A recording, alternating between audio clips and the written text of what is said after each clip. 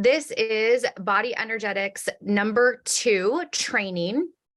And so as you are coming into the group and coming into this live stream, wanted to remind you that what this is actually a Hottie with the Body membership training. This is where I'm hosting my weekly trainings for the Hottie with the Body members. And the reason why I'm doing it in here is because I really truly believe that this is such groundbreaking information that I want everybody who's in this community to get their feet wet with energetics, and take this as an opportunity to really explore what body energetics is, what my system is that I've been working on for the last 3 years, and give you some wins now. And then when you're ready, you could always join the membership, but I'm not going to directly sell to you. I'm not going to reach out to you. I just want to give you information so that you can make a decision when you want to. And I see a little eye, but I don't know who's here. Somebody's here with me live. Tell me who you are. Hi. Okay, let's get into it. So today's training is about the patterns of sadness, disappointment, shame, and guilt. And I just went live on my Instagram, and I'm so excited I did, because it really helped me land this information to share it with you in a more concrete way. And so sadness, disappointment, shame, and guilt, I view emotions as energetic gears. So I am very mathematical when I'm thinking about emotions. It's not like a touchy-feely thing for me, even though I am a very much touchy-feeling emotional person. And the reason why, I think one of the reasons why I got to this is because I was so sensitive, and I learned how to go and travel into my mental body at a very young age. Hi, Aranka. Thank you for saying hi. I was like, who's the little eye over here? Who's here? Who's here? So I'm so glad you're here. This is almost the middle of the night for you right now, I think. Okay. I'm gonna try not to look over there too much. Definitely drop in comments, Ranka, if stuff lands. Okay, so from a very young age, I remember always being upset, always sad. I never really felt good, and I never really felt good in my body. Just the overall sensation, feeling of it. I was always sick. I was always getting injured. And through the inner work that I've been doing, what I've really come to realize is that I just traveled into my mental body at a very young age, because the physical sensations come with the emotions, with the energy, was just too overwhelming. And I used to really see this as the way I was screwed up, and how I was off, and how I was a little weird.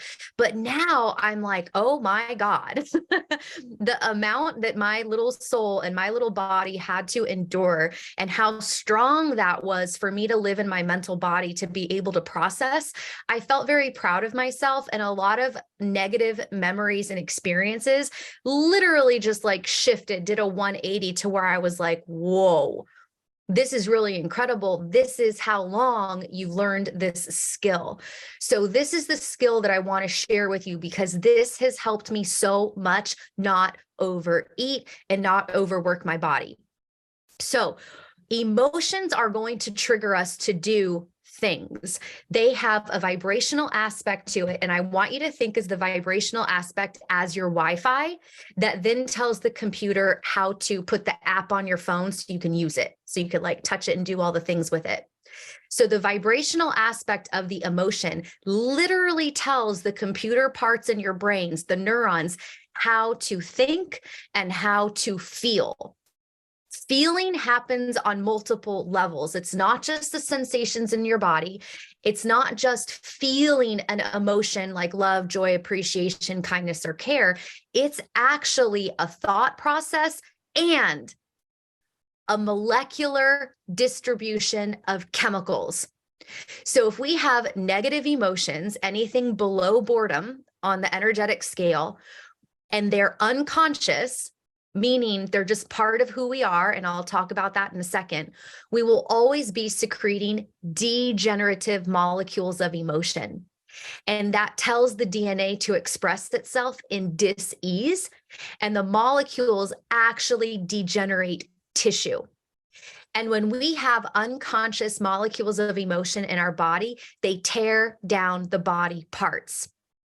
So when you do inner work with like Louise Hay and you look up this metaphysical meaning of shoulder pain, of elbow pain, of finger pain, you're going to find her whole life's work that she worked with people for like 50 years. And they all had a common theme of a mindset and a feeling and an experience that was similar to everybody who had shoulder pain, everybody who had elbow pain. So we can research this stuff. We know it's true. I already kind of touched on the chemical component of the degenerative molecules of emotion, or I guess I did, because I just said feelings are not just the physical sensation, they're a vibrational sensation, they are a mental sensation, they are a molecular sensation. So these emotions get stored in any one of our four bodies: our mental body, emotional body, physical body, and then a whole bunch of layers of our energetic bodies. So we go on to infinity, right? This is the densest body that we have. So we can be interacting with a person, place, or thing that has a degenerative emotion, sadness, disappointment, shame, and guilt, and it will get absorbed into our body because we're like sponges. One of the purposes of our emotional body is that it's kind of like spidey senses, so that your vibrational emotional body is like picking up information in life. And it's the sensory system to figure out, is this area safe for the physical body? So whatever that vibration, whatever that emotional body is picking up on, it's going to vibrate and send a signal to the brain for the brain to then decide, oh, when I have felt this emotion, something really scary happened. This is not a good emotion. And then it'll cause us to do something out of a fight, or freeze, or fawn response. Just how it is. And if you think about this, this makes total sense, because when we're little, when we're in that 0 to 7, we're just downloading information. We don't have the brain waves that we have as an adult that gives us discernment. We have good, bad, black, white. We have whatever's in our environment. We have whatever our parents and teachers and friends are telling us. So we're just picking up like all this unconscious information. It's just getting stored in us and we don't know.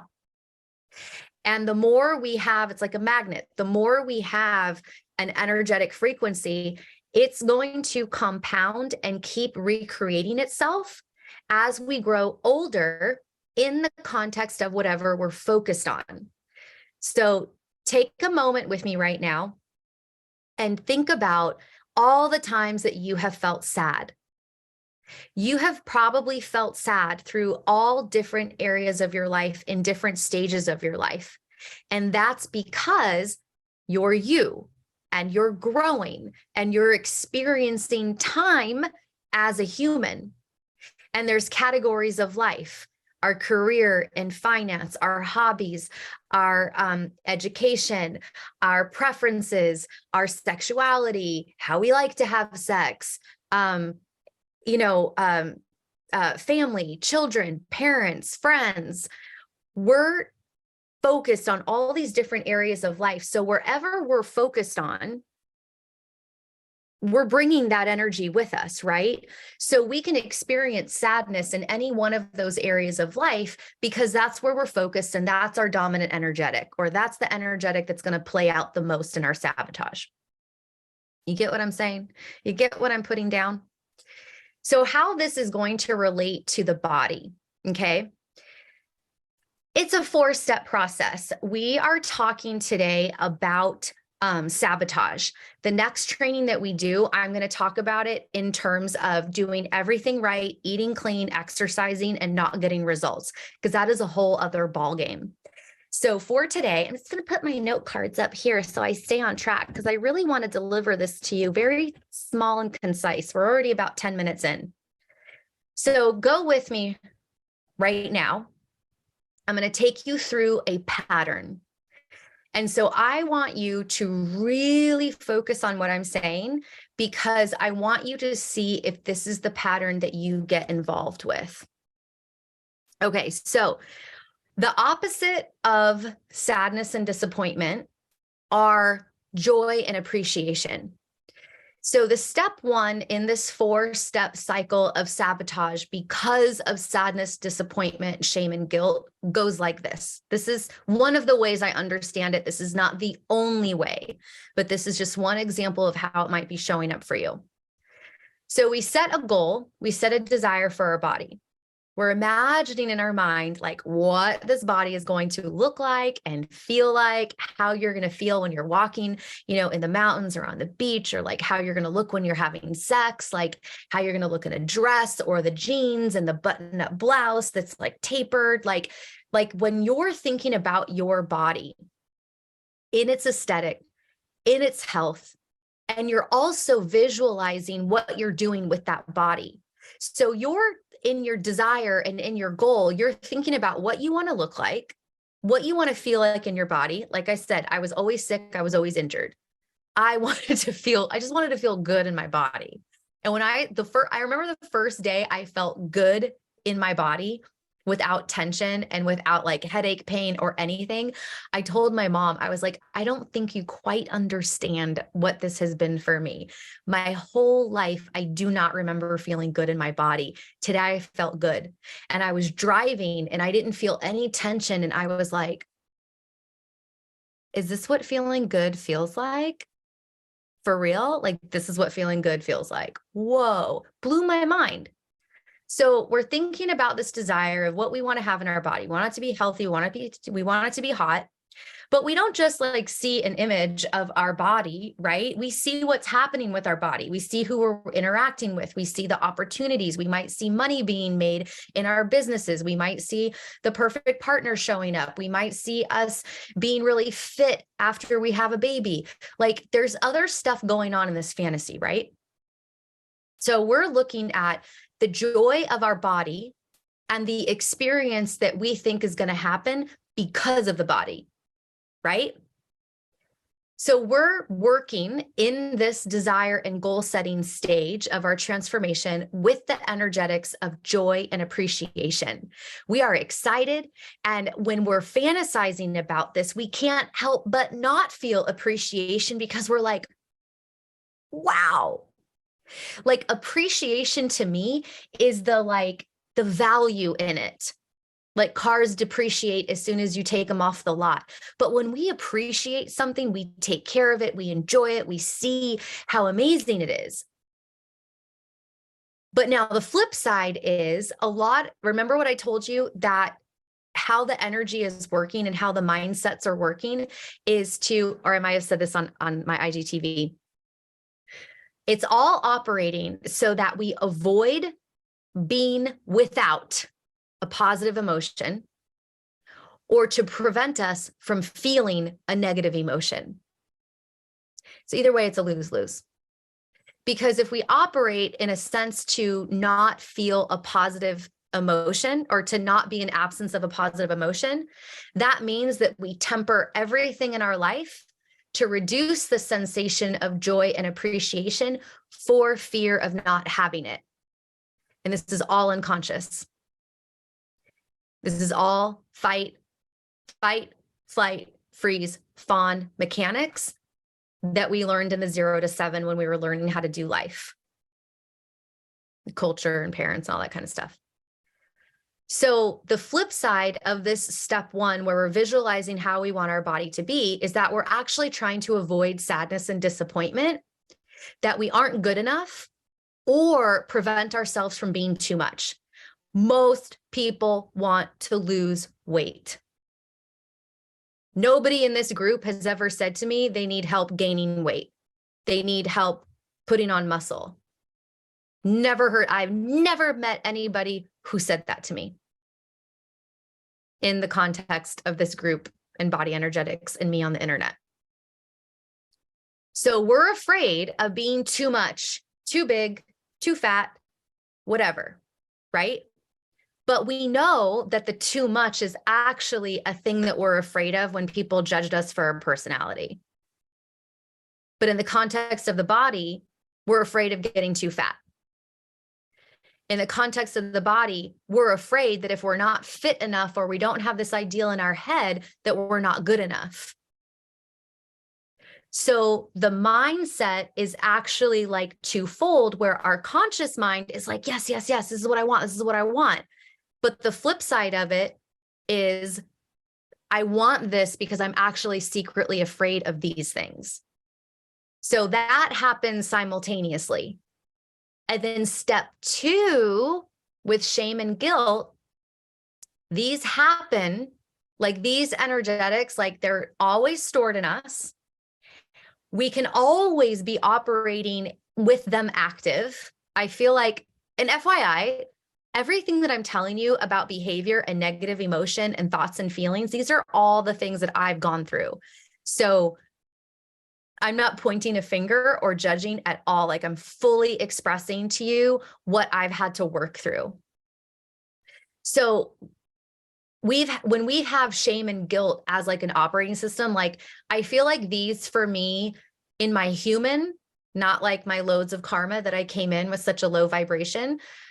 I feel like for me, I just always felt guilt and shame. Like, as a mechanic, I'm guilty for existing.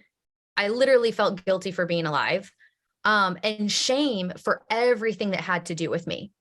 And it was because of like the oscillating conditions of how I needed to behave in each place when I was little. So for me, as my human, it's like, I don't really ever feel like super wanted. And then I always feel bad because I'm not living up to someone's expectations of how I need to be in order for them to be comfortable. So it's like constantly having this filter of like making sure I'm doing everything right, a fawn response, a people-pleasing response to not feel shame and guilt about me. So I always had that. But then also, so in other words, we can always have those emotions running and influencing our mindset and influencing our behavior, but we could also get like a major trigger that then catapults us into a mental, emotional, and physical operating system, which means we stuff our face, or we don't work out, or we overwork out, or we starve ourselves. The function is overdoing or underdoing to sabotage the healthy habits to get us into the physique that we wanted in step 1. And so what happens is, because the 3D field, because the human field is the mirrored universe, all these beautiful little things back here, all designed to reflect back to us our energy so that we can experience ourselves, so that we can grow in our soul and be like, wow, like this is who I am. Like, look at my reality. This is who I am. Do I like this part over here? Not quite. What does it remind me of? Over here, it reminds me of this. Okay, what can I clean up over here? What can I change? So the mirrored universe is literally a reflection of who we are. So when we, I got so like, I went off on a tangent. Like, who was that was just dropped in? Hang on one second. So shame and guilt happen when we do something to consciously, okay, this is what it is. Okay. So when we have these emotions of shame and guilt in us, and we're working with the laws of the universe that we are mirroring, getting our energy mirrored back to us in the context of our body, then we have to do something to make us conscious of the shame and guilt in our energy. Does that make sense? Aranka, are you still here? So we have to do it. We have to stuff our face. We have to starve ourselves. If our behavior is to overwork ourselves because we don't feel good enough, we have to go back to the gym. We have to do something to screw up that first desire of our hot and healthy body, because the laws of the universe say this is how it works. So then what happens?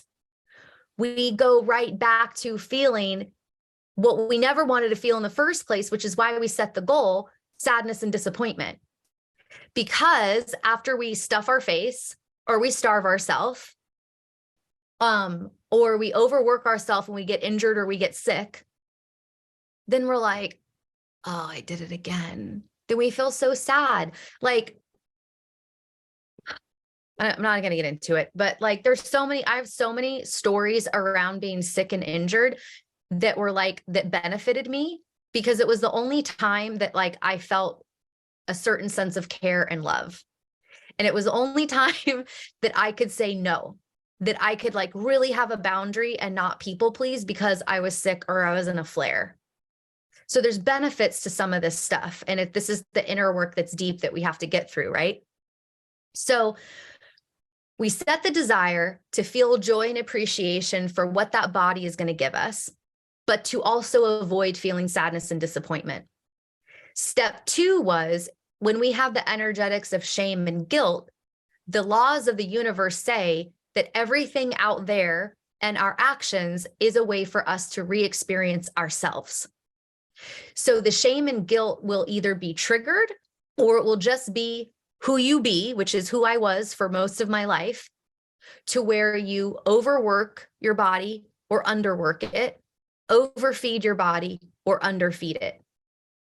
To then realize consciously, I am sad and I feel so terrible. I'm so ashamed of myself. I feel guilty for going off the rails. To then feel those emotions for a certain amount of time, and it's different for everyone, to then drop even lower into sadness and disappointment.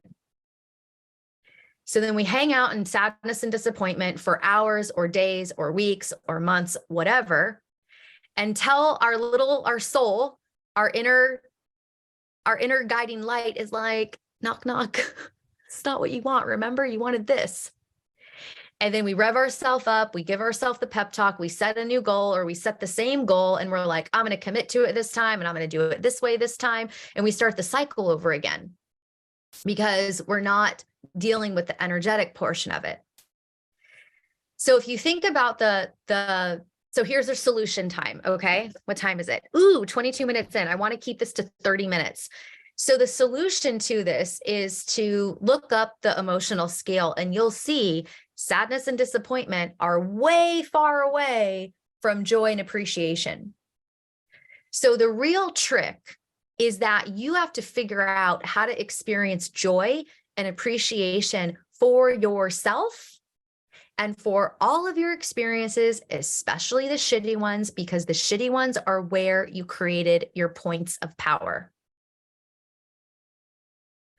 But you don't know they're your points of power because they're still hurting you.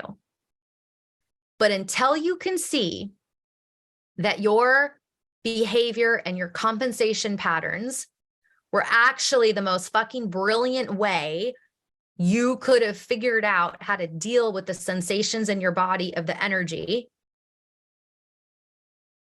I got lost because I got excited about you seeing these bad things as your power. You have to, sorry, when you feel sadness and disappointment,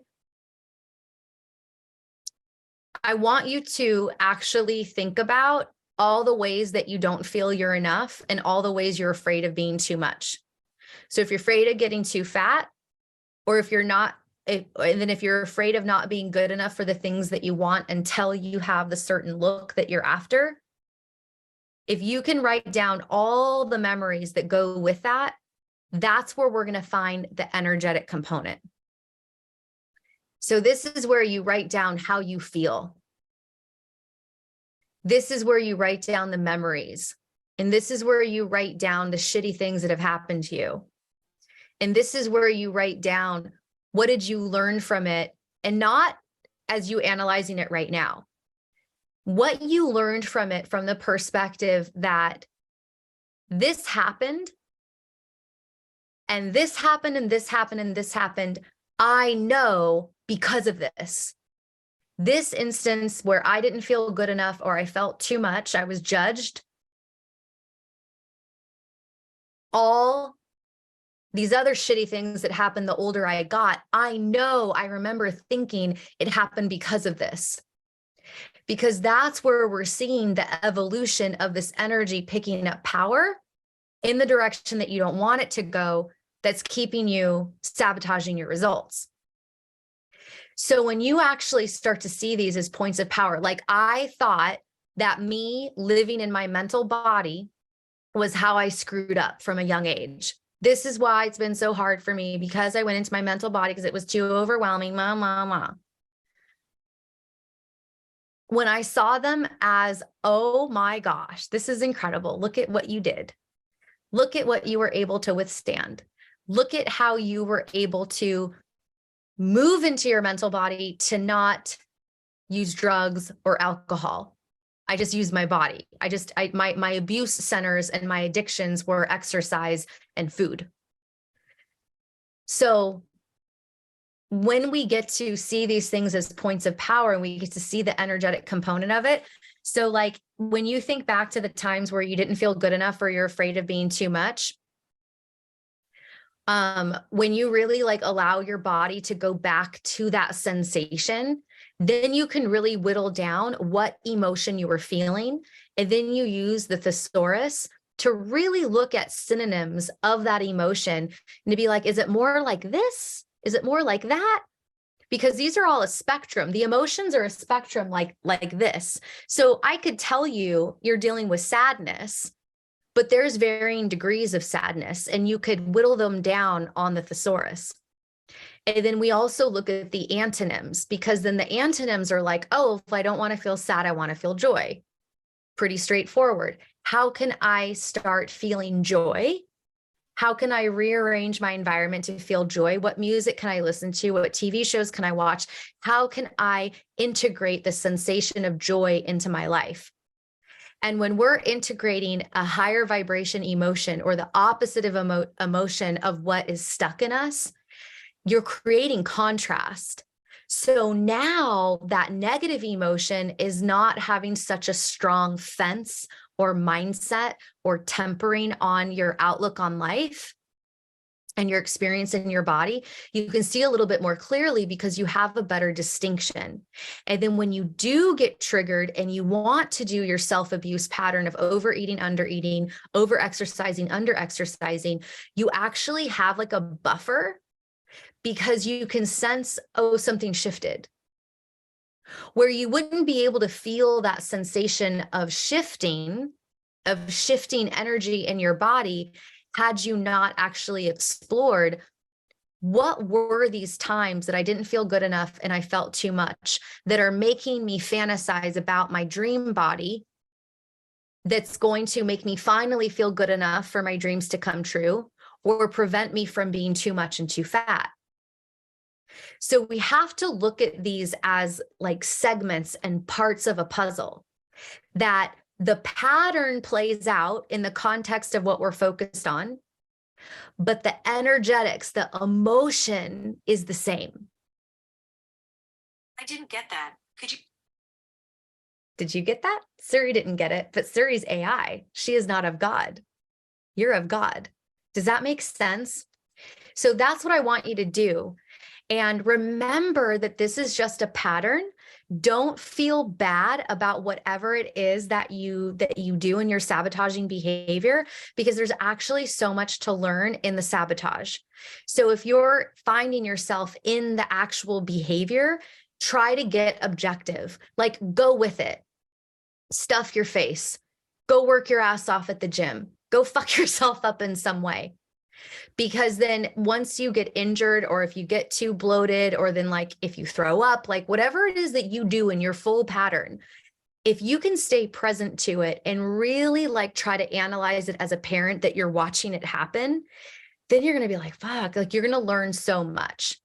So, and the better you get skilled at this, of noticing the mindset, noticing the energetic shift, noticing what behavior you have, noticing the reasons why of what you're trying to avoid being an absence of positive emotion, or avoid of experiencing of negative emotion, the more you're going to grow your emotional intelligence, so that when you are triggered, because you will be triggered for the rest of your life, because it's supposed to happen, because we have a body on the 3D plane and the job is to sense the environment to know if it's safe or not. We're just learning how to feel the trigger of sadness, disappointment, shame, and guilt, and not act on it. So you'll feel it, but you'll be like, oh yeah, that's what I'm feeling. And when you can say, oh yeah, that's what I'm feeling, that's when you don't give into it.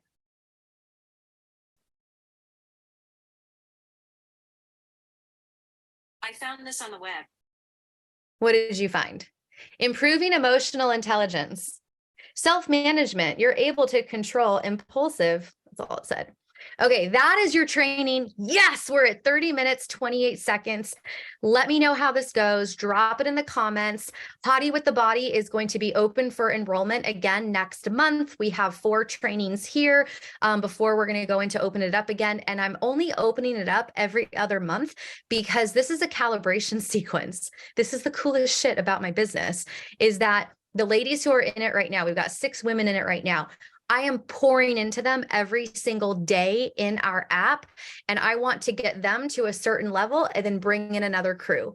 And so what's going to happen is we're all going to be calibrating higher and higher and higher, because the new women who are going to come in are going to be fresh and to be like, what the hell? I'm already getting triggered.